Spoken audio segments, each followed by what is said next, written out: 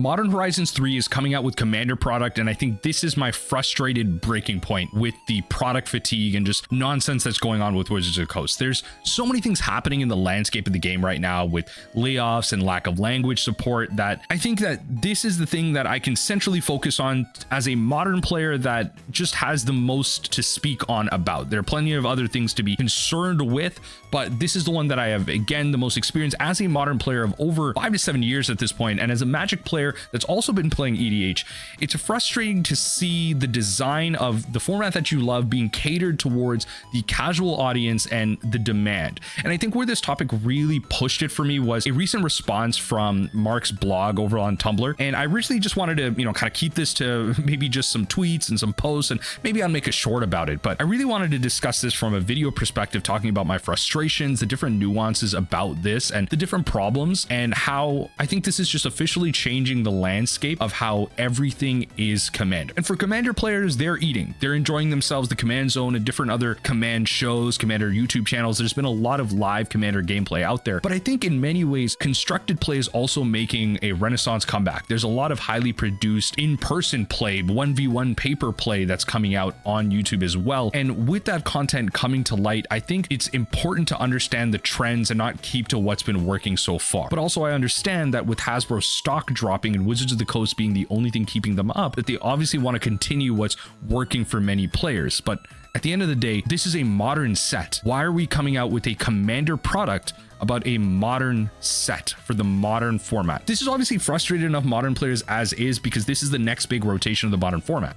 The modern format used to be this format where you played a deck, you learned it for a while, you'd have some short upgrades, and I understand that that just can't be a reality these days. I'm past that point. I get the fact that every couple of years a Modern Horizon set is going to come out and completely wipe the face of the format that we love, whether that be with the Elementals, whether that be with Hogak, which all of a sudden Hogak enters the modern format and completely destroys it. It takes graveyards, leaves a traumatic scar on every single player out there, to the point where they don't believe Faithless Looting can be unbanned. We will never get a true graveyard deck ever again, which I think is really sad. We are at the point where we're just playing Cascade combo decks everywhere, and I guess that's fun for some people, and then mid-range soups, and then creature combo decks. And honestly, Modern is a pretty diverse format. I can't argue that as well. Outside of the top end of the metagame with Rhinos taking over right now, Modern is pretty diverse. But with Hogak and design mistakes like that affecting the modern format, I can't help but feel that this is going to happen to Modern right now.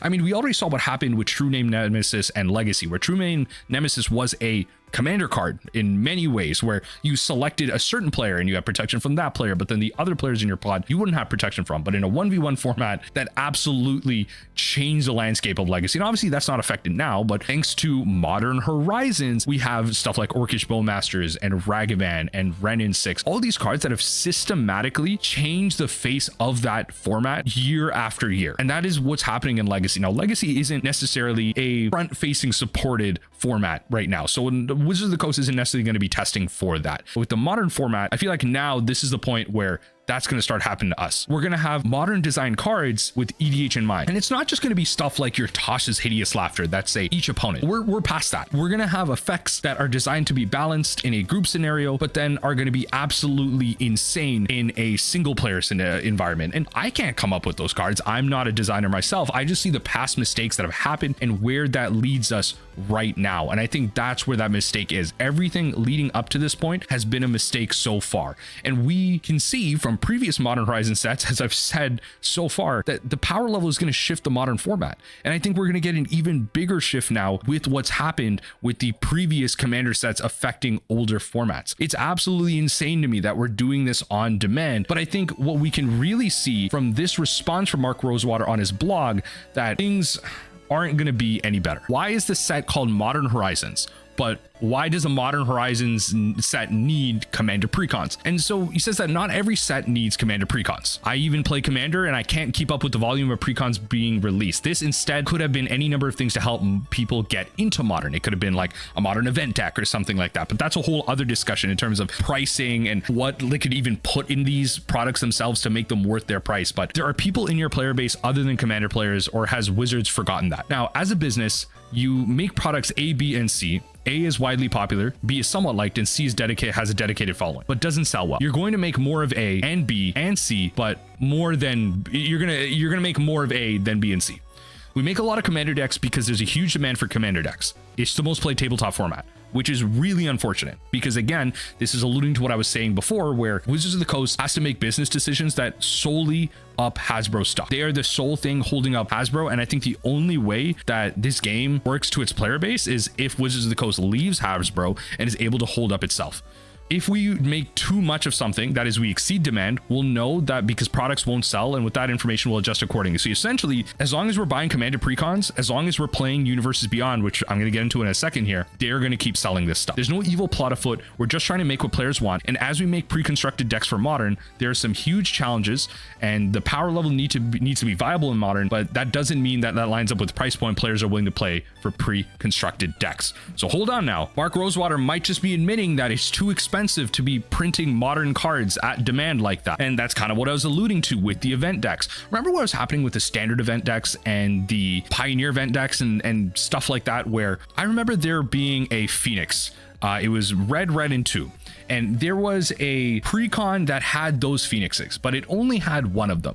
But at the time in standard, you needed a playset of that to be even competitive. But the whole point of these decks was you get in, you hopped into an FNM, and you could just like win games and be competitive that way. How are you going to do that in a pre-constructed deck that has to be essentially, you have to have cards in there that are printed to the price of the deck? We're going to have these $30, $50, whatever, $100 precon decks that are going to have these cards in them, but are we going to have fetch lands in them? Are we going to have shocks in them? Are we going to have staples in them that are going to shoot the price up to the point of inaccessibility? I mean, these precons have a regular version and they have like a premium version, which are going for pre-orders of $150. Those are going to have like the premium arts of them, and that's going to become an extremely inaccessible thing. Like the alt arts of the fetch lands themselves, the premium product cards that we're going to get, like the cards that are going to absolutely shake up Modern, they're going to be in those precons as well. This is going to be a sealed product that I think people that are in the MTG finance space are going to just buy out completely and be charging you out the wazoo for. So forget being a regular consumer and getting these at price. You're going to have to try and get them now in pre-order. That's if you can get a copy. But I think this whole print to demand thing is absolutely insane to me, because the demand won't stop. Because as we can see from the secret layers and the whole Universes Beyond thing, the big positive aspect of it that I need to acknowledge is the fact that more people are getting into the game because of it. And I will acknowledge that wholeheartedly, that is a fantastic and positive thing for this game. It is absolutely imperative that the gathering grows, that we have the diversity in the gathering, and that we just have more opinions and more people coming in, different strategies, different ways that they want to engage and play with the game to grow the game. And that's how we do that with the Universes Beyond. A lot of people may not play Magic the Gathering, but then they see the fact that, oh, I really like Fallout, I really like Assassin's Creed, or in the future, I actually really like the Marvel movies, I like Iron Man, I'm gonna go buy this Iron Man precon, whatever that comes out in the future. And so that is how folks are gonna get into this game, and that's gonna be really important. But because of that, there's always going to be a new IP that you're gonna be able to take advantage of to bring people in. People are gonna be like, oh, you know, with Wizards of the Coast announcing that they're gonna do 2 to 3 of these big, you know, Lord of the Rings style straight to Modern type sets every single year starting in 2025, they're eventually going to run out of steam. They're going to lose ideas. No, they're not. It's going to be years till they do that. The game is going to be in a completely different space. The world is going to be in a completely different space. We are not going to know what that's like until when they run out of ideas. There are so many different IPs and ideas. They could go to DC, different fantasy ideas, different gaming ideas, you know, like Magic the Gathering X Elden Ring, Magic the Gathering X Cyberpunk. I don't know, everything and everything. They're going to print to demand. They are going to keep going with this. As Mark said, as long as there's demand and people are buying, and until that they don't buy, they're not going to readjust. And that's just the thing. You just have these big IPs that allow you to push these sales and show these numbers that these products are selling. And then maybe you have a flop set here or there, but that doesn't matter. The big set that you push that year, maybe the Marvel set overshines the other set that you print that year. It's still working, right? Because the Marvel set has overprinted and allowed a lot of people to get into the game, play the game, buy more product, whatever. This is just a never-ending cycle, and this is what I'm frustrated. It's not the Universes Beyond part of it. It's the fact that now this game is about what the casuals demand, and it's not about the enfranchised players and how that affects the individual formats. The decisions of one format are affecting everything. It's affecting the competitive players, it's affecting the enfranchised players, it's affecting the spikes, it's affecting just the LGS players. All of those people are being affected by the casual. And I get it. From a business perspective, I've even said in videos beforehand that it is really important to cater to the casual. It is completely the correct way to go. As someone who consumes other video games and plays them actively outside of Magic the Gathering, as a casual in a lot of them as well, I understand that it is important to cater to me, to give me, you know, my own skins and my own battle passes and stuff like that to get me to continue playing the game. In a lot of ways, it does get me to play those games. So it works with me there. But in this game, I'm not a casual. I'm very much enfranchised. I'm a content creator. I consume this game day in and day out. And something like this is frustrating to have the design of my cards, my format, and the things that I interact with on a day-to-day, the game pieces, be affected by the decisions of people that do not play the format. This is just me expressing my frustrations. I am wholeheartedly open to hearing counter arguments and counterpoints, and that's what I want to hear in the comment section down below. If you just don't agree with me whatsoever, that's perfectly fine too. I am not going to be the type of person that's deleting any counterpoints to what I have to say. I'm here to express my frustrations as a content creator, as an ambassador for the program. I'm still allowed to express my frustration with the format that I love, the format that I engage with, and also another format that I love and engage with, being Commander. Just having that cross-functional thing, I don't think is good in the long term. And I think it's really frustrating to hear all of this and just not have a solution, just have to sit back and deal with it. But what do you think? Let me know in the comment section down below. If this is something you're frustrated with, do you not care? Are you mostly a Commander player? Are you a casual Modern player? Are you a Pauper player that don't have to deal with it? You're just happy for any comments that got printed? Because I'm excited for some comments as well. Let me know in the comment section down below.